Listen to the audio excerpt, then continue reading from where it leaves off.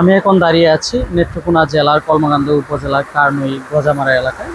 মূলত গতকাল রাতে হঠাৎ বৃষ্টিতে মেঘালয় থেকে আসা পাহাড়ি ঢলে এই অঞ্চলটা প্লাবিত হয়। গত রাত থেকে এখান থেকে পানি নামছে।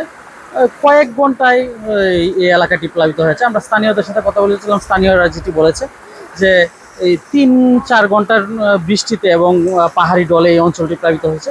শুধু এই অঞ্চল নয়, এই কলমাকান্দা উপজেলার প্রায় 3টি ইউনিয়নের প্রায় 14-15টি গ্রাম প্লাবিত হয়েছে।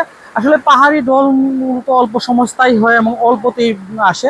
আমরা যেটি লক্ষ্য করেছি এবং স্থানীয়দের সাথে কথা বলেছি যে এই পাহাড়ি ঢলে ব্যাপক ক্ষয়ক্ষতি হয়েছে। ইতিমধ্যে মসজিদ, কবরস্থান, শিক্ষা প্রতিষ্ঠান, ঘরবাড়ি সহ অনেক কিছু ক্ষতিগ্রস্ত হয়েছে, ভেঙে নিয়ে গেছে। আমরা যদি দেখানোর চেষ্টা করি যে এই স্থানটিতে প্রচুর পরিমাণ প্রবল বেগে পানি নামছে। আমরা একটু যদি কাছাকাছি দেখানোর চেষ্টা করি যে একজন লোক আসার চেষ্টা করছে। রাস্তা ভেঙে মূলত একেবারেই চলে গেছে।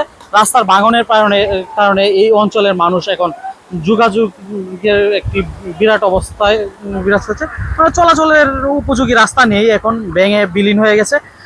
যে রাস্তাগুলো আছে এইগুলো নতুন করে আবার প্লাবিত হওয়ার কারণে ভেঙে যাচ্ছে। প্রশাসনের সাথে আমরা কথা বলেছিলাম, প্রশাসন ইতিমধ্যে স্থানটি এসে ভিজিট করেছে।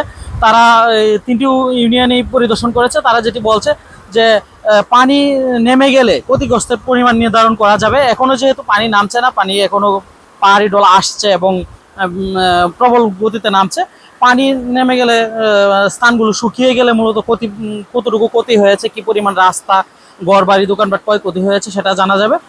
আসলেই বলতে গেলে পাহাড়ি ঢল প্রতি বছরই এই অঞ্চলগুলোতে আসে, তবে সরকারিভাবে এই অঞ্চলগুলোতে কোনো উদ্যোগ নেওয়া হয় না। স্থানীয়রা যেটি বলছে যে এই পাহাড়ি ঢল প্রতি বছরই যে আসে সেটার কোনো নির্ধারিত সময় থাকে না। হঠাৎ করেই আসে, হঠাৎ করেই চলে যায়, রাত দিন যে কোনো টাইমে আসে।